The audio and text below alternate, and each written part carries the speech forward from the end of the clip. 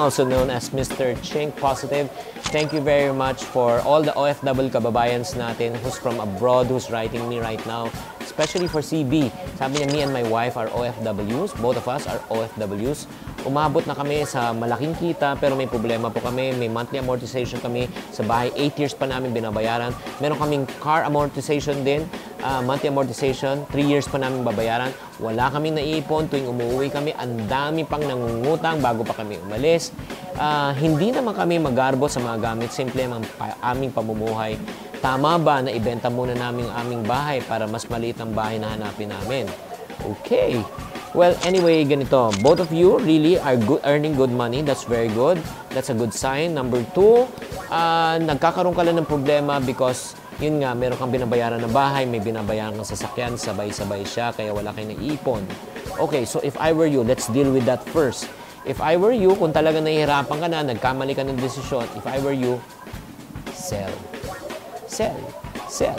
Benta mo muna yung bahay mo. Huwag kang mahiya. Huwag mo isipin yung mga sinasabi ng mga kapitbahay mo, kamag-anak mo. Ba't may bebenta yan? Sayang yan. Oh, pag hindi mo binenta, may stress ka naman. Diba? Probably if 30 years old ka, baka mag-50 years old na itsura mo. Pag natapos mo bayaran in 8 years yan.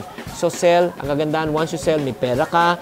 And then, pag may pera kang excess, syempre kasi nakapagbayad ka na, ang gagawin mo, bayaran mo na agad yung sasakyan naman para wala ka ng utang sa bahay, wala ka ng utang sa sasakyan. At kung kailangan mo mangupahan muli, for the meantime, gawin mo muna para magkaroon ka ng steady cash flow. At pag may excess na cash flow ka, again, buy. When you buy a house naman, this one smaller. This one, mas maliit yung monthly amortization.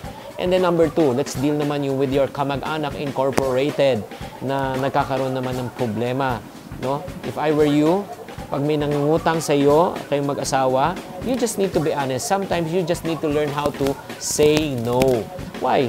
Kasi nakakalungkot, ang tingin minsan sa lahat ng mga OFW natin kababayan, para mga genie.